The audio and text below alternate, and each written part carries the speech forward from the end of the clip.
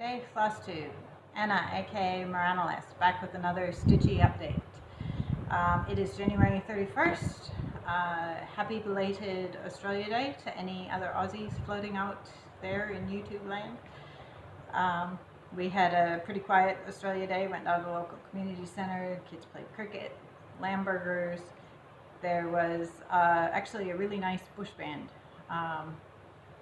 quite a big group actually.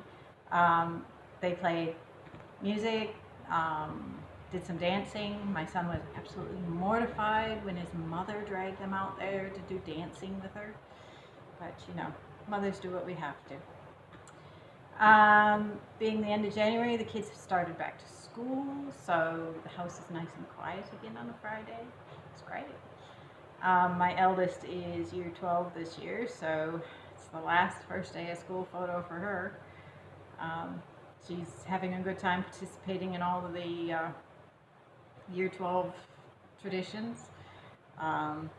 She's got her senior ring. She's went and took her senior photos the other day. She's making, actually, you could see it over there. She's making her own dress for the formal at the end of the year. I thought, this kid's been quilting for some time. So she's got a, you know, can run a sewing machine reasonable enough, but she's never tackled clothing. So her first project, she's gone and bought herself a pattern that was close to the dress she wanted, went and altered it, you know, redesigned, had a mock-up sort of thing, went and bought spendy fabric and is now assembling her formal dress. I hope it works out for her. That's ambitious, to go from zero to formal and not even following a pattern. So yeah, I'm not sure I would have been that game. Anyway, stitching stuff. When I filmed 2 weeks ago, I was going to say last week, it's generally 2 weeks. When I filmed 2 weeks ago, I was going to start a new piece for my nephew. Try to get it without the glare. So it's a patterns by Maria, cute patterns by Maria, I think, off Etsy. So digital download sort of thing, called With Love to the Sea. My nephew, little boy, his parents are big into sailing, so I thought it'd be a cute little pattern to do up when we go visit in a couple of months. So I promptly went back and got started. I didn't bring the floss, but if you'll remember, I had a bunch of silks for you. I changed the color palette in the pattern. So this is what we've got so far. Hold on, let me get my board. This is what we've got so far. You can just see the big whale head. So I love these blues. These blues are so awesome. You can see some of the variation in the colors. So far I'm really happy with my alternate color choices. These are all the silks for you from the September 2018 Plus of the Month Club. So it was a series of coordinating blues. And I've altered the pattern a bit in that I've taken the two darkest colors and I'm doing it with the silks for you, then the next two with the one silks for you. Yeah, so simplified. So you got about half the number of blue colors in the whale as was originally called for. The original pattern does call for blends if you're anti-blends. Yeah, so this, I'm quite happy so far with that color gradient. There is very subtle variation in these silks for you, but it's not very noticeable, particularly not once you've got the shading of the different colors headed down. I am a bit nervous because now as I go on to the next lightest colors, the threads I've picked are not part of that same monthly pack. So it's relying on me to pick colors that look nice together, not somebody else. And also they are more highly variegated. So not sure how they're going to go, but we're going to give them a try. So that's about 2 days effort. I kind of looked at this pattern and I thought this would be dead simple, won't take me very long to stitch. Did not actually give it credit for the fact that simplifying the pattern and doing 2 symbols for one color was actually really hard to keep mentally straight as you're stitching and counting and remembering, I got to do the pound symbol and the triangles both, you know, and keep counting, because instinctively you get to the end of the symbol and you stop counting. It's thrown things off a couple of times trying to remember that. But all good, we're making do, and had about 350 stitches on this morning already. I think I'll try and do a couple more threads. Finish up there's a bit darker come up here, work a bit more on that, and then I might put it away to go play with the chatelaine, because that's really what I wanted to do today, the chatelaine. I kind of felt like I have to work on this so that it gets done in time. But I'm a bit chatelaine obsessed at the moment. But I'm leaving that one for last, so you get to wait. Alright, so that was With Love to the Sea. Excuse me while I reorganize this.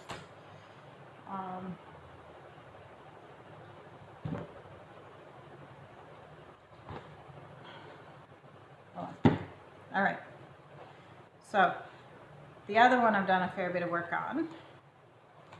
I was aiming for a couple of page finishes for Stitch from Stash, because it's the end of the month. So I've been working on this panel. It's the only one I've started so far. Roughly the leg. And so I finished, there's a tiny baby page that, well, I'm not as far as the seat top. Tiny baby page in here, and then the full page that probably comes to about here. So I think there's 3 more pages to get all the way across that row, but I finished those 2. So let's pull out.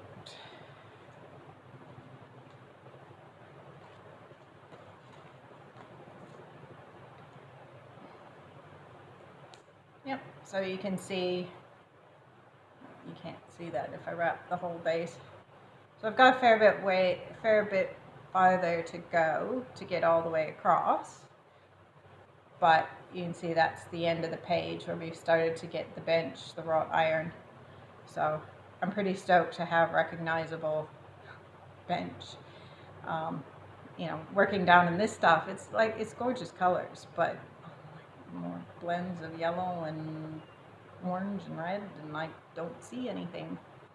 So yeah, super stoked to get a couple more page finishes on that. I'm actually tracking better than I did when I first started it as far as keeping up on the page finishes. The original plan was 1 page a month, and that would see this project only take about 3 years.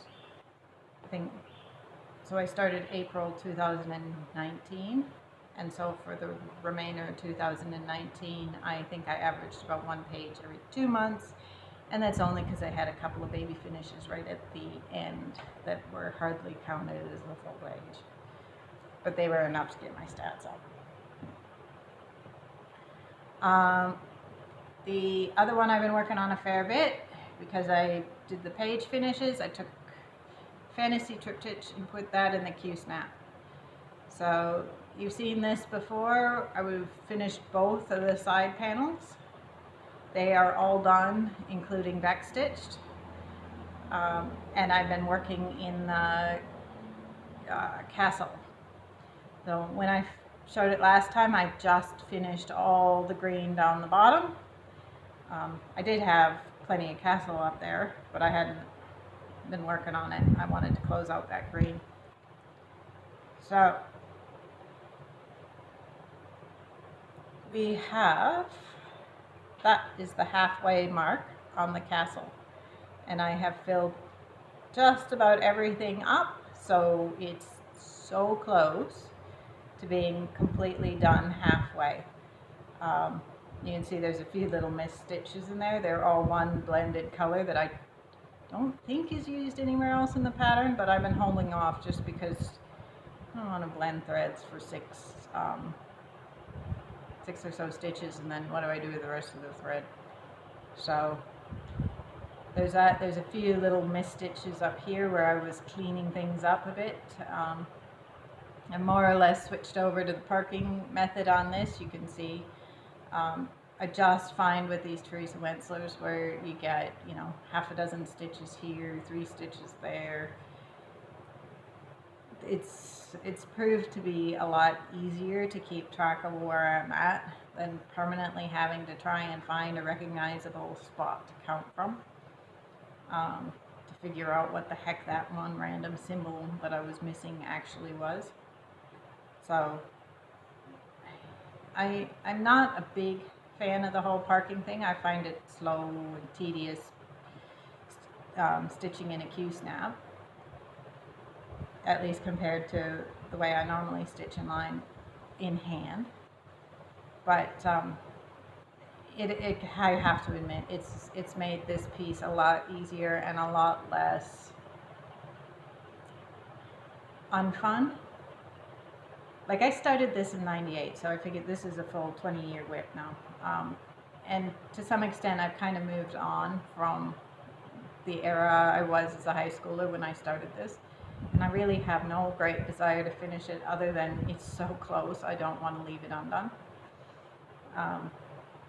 So it's always been a little bit of a burden to finish it, and having to deal with all that confetti and the whatnot just made it even more of a burden. So this at least helps that, and it's not such a chore to pull it out and work on it. So I'm pretty pleased with that progress, but I think I've had enough. And yeah, last time I overdid it, I didn't pull it out for months. So this time I'm going to call it quits where it's at, and I'll pick it up in a couple of weeks, hopefully, and get another column or 2 done. I would like to kind of finish this one this year, but I don't want to push it, because if I get over it, it won't see the light of day for 6 months. So maybe, we will see. Hopefully that one will be this year's finish. The last thing I've been working on is a Chatelaine. And last time I showed this, I hadn't quite finished the whole outer stitching outer ring. I'm gonna lose a needle. This thing is so massive. You know, sorry, excuse me. I'm gonna lose a needle and step on it. I'm not careful. All right, I'm just gonna. Got the whole, all of the stitching done, all 4 gates. I'm so pleased. So I have filmed a close-up, which I will insert at some point, and you'll be able to see a bit more of the sections that I've added. I didn't go through the entire piece again, but I did show you. Started beading in there. You can see that waterfall is beaded, and down in the center, oh, this thing is just a monster. Down in that corner there's a few beads as well. So I am so stoked to have all the cross stitching done. So I won't, maybe I'll insert that other clip here. All right, little close-up look at the Chatelaine. I have finished the stitching on this outer ring. You can just see the geometric border there. So everything on the outside is what I'm considering the outer ring. We've got trees and bushes. There's 4 different stone lanterns all around the outside. 4 sets of koi fish, which are a pain in the butt to stitch over one, but they do look quite nice. These are the legs for the big gates that will go over the top. Those gates, as I've said before, are a lot of specialty stitches, so I will do them closer to the end. Clearly the stone lanterns still need their outlining. So the trees are the same all the way around, but just squiz. Sorry, I can only get a tiny bit in the frame. hence the whole close-up. So that was the last set of koi fish and stone lantern that I finished. You can see each of the bonsais in there. I opted to do the bonsais rather than the Buddhas. And so these ones are upside down. A squat three-legged lantern, which will be much easier to see once you get your stitching in there. And the last one is quite a tall lantern and yellow koi fish. So that outside ring of stitching took me close to a year with everything else going on. But very pleased to have it done. I haven't done any specialty or anything past the border. There's not a great, except for the gates, there's not a great deal of specialty or beads in the outer ring. There's a few specialty in around each of the koi ponds and the gates, and I think that's probably about it. So once I started that, I thought, well, I need to come up here and start filling in specialty stitches. So there was a few that I'd missed in the lantern. And these long stitches here, I put those in. But then those long stitches are quite loose because they're literally, like the two center ones run from that bead all the way down here. And I was a bit afraid I was going to snag them on something as I was working on other things. So I decided, well, better go fit those beads in because that'll help tack down those stitches to protect them.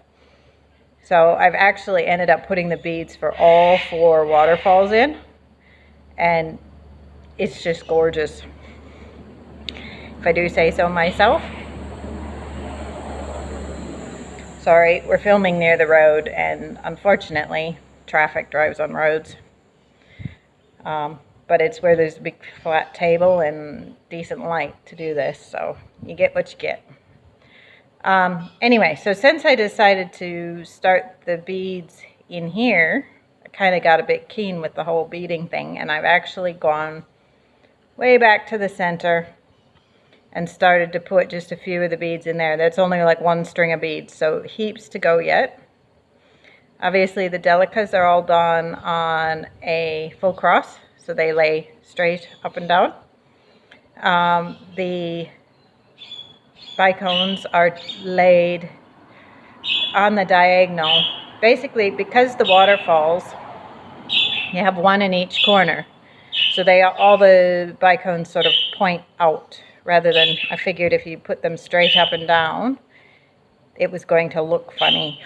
There's another one down there. At the top and the bottom, it looked better to go with the flow outward.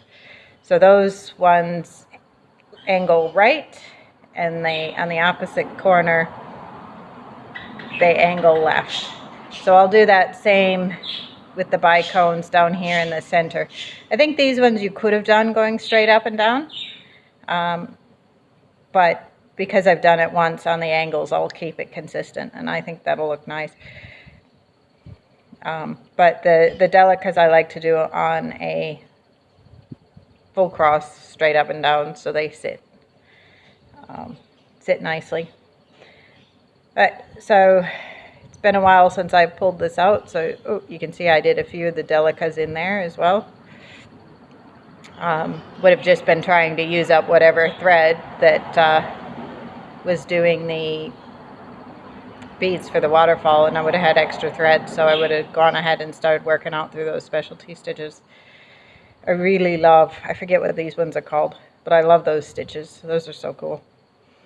Fair bit more specialty stitches to go in, but I think the plan at the moment is basically to bead for a while, and then as I get sick of beading, I'll go put some specialty stitches in for a break, because otherwise I'm a bit afraid that we'll just have beads galore. You can see, like, if this is just 1 string of beads, I'm not even a quarter of a way around that tiniest inner circle, and it really is tiny. A lot of this out here is all beads. Yeah, I counted just in the waterfalls alone, that was 270 beads. So I'm going to be at this step a while. Anyway, hope you enjoyed a bit of a look, and we'll do another one probably when we have the beading and specialty stitches finished. Until then, see ya. So that one I'm sure you will see lots and lots as I work through the specialty stitches and beading yet. I've got acres of work to do on that one, but super pleased to have that major milestone. For anybody who's interested in how I do my beading, I've just brought, so that's the, focus. All right, it says Wonder Invisible Thread. It's just a nylon, plasticky sort of thread. I prefer that over using the cotton or the DMC. And of course, it's a big roll. So, yeah. When I actually go to bead, because this thread tends to be very slippery and hard to see, in fact, camera's not even picking it up really. Saw it shine for a minute. I will thread my needle the same way I would as if I was going to do a loop start. So I cut the long piece and thread both ends through the eye of the needle. Then when I start pulling the thread through, I will catch the loop so that you basically end up with the eye of the needle knotted onto the thread. That way you're not permanently chasing your needle across the room when it falls off the thread. I also find that if I do that, then your thread on both sides is the same length, and you can kind of be, if you're careful, you can kind of keep tabs that one side isn't getting shorter than the other, which would basically indicate you've got something snagged where you didn't see it, maybe on another bead. Because it's invisible thread, it can be really hard to see, oh, I've accidentally caught half my thread on the bead next door. So I find that to be quite helpful technique, just to make sure everything's staying neat and tidy. I feel like there was something else I was going to say. I do the beading on the full cross, so between the doubled thread in the needle and 2 passes through the bead, you wind up with 4 threads of the nylon thread through each bead.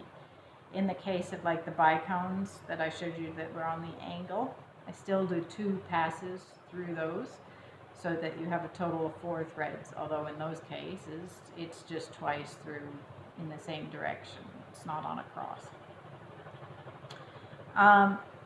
Since I've got all the beading stuff out, I thought I'd take a minute to show you for anything, all the beads that I've acquired. I've ended up buying one of these bead cases, and again, I forget the brand. I actually bought this when we were back in the US, although I did hear rumors at one point you can get them at Spotlight and stuff. I've never seen them in the Spotlight store, and I'd never gone to look for them, online or anything. So that, clearly, I have acres of room to add new beads in there. And then each of these bead colors goes in a little canister. You can see I've used my label maker, maybe if it'll focus. So that's Delica 44 to 57. I haven't quite deciphered that numbering scheme, but they're black-ish sort of bugle beads. So anyway, there's a lip to snap so that if you accidentally drop said container, assuming it's closed, you shouldn't have beads all over when you knock something loose. So I quite like these. I will put, you can fit 3 at least cases of Mill Hills in the one container.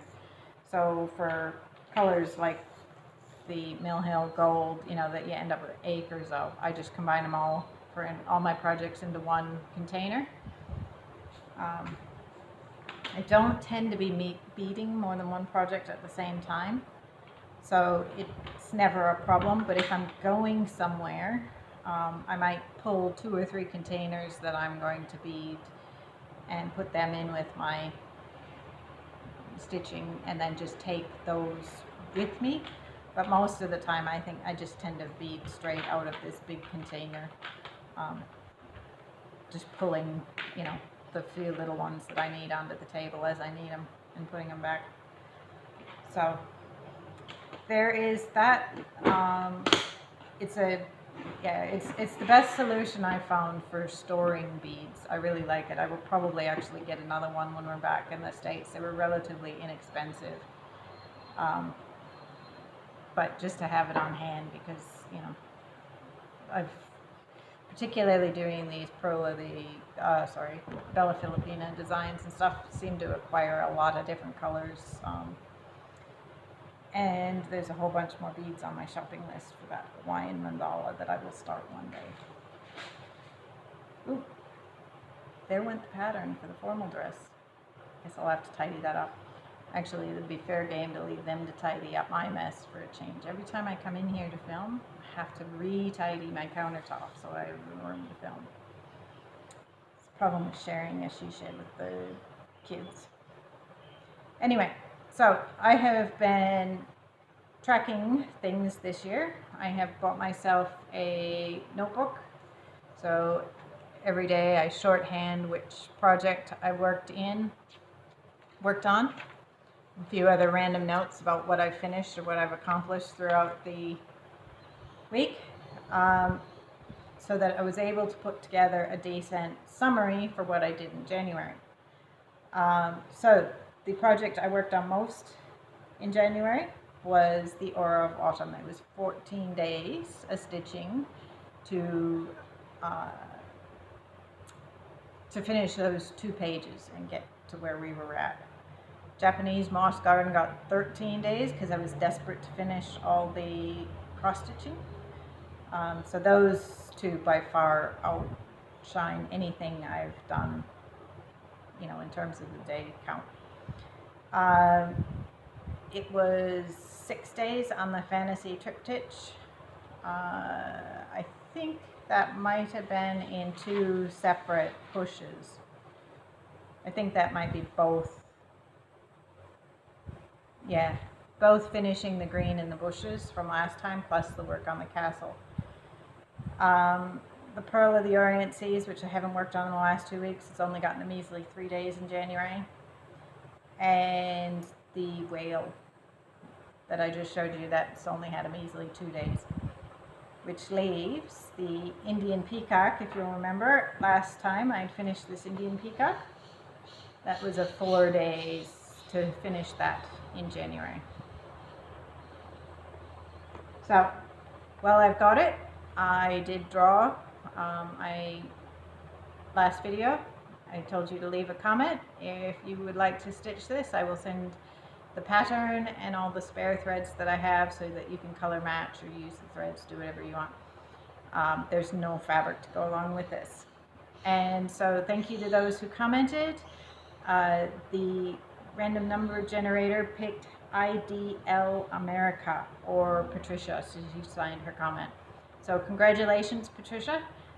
If you messaged me, probably email's the easiest, at morales@hotmail.com.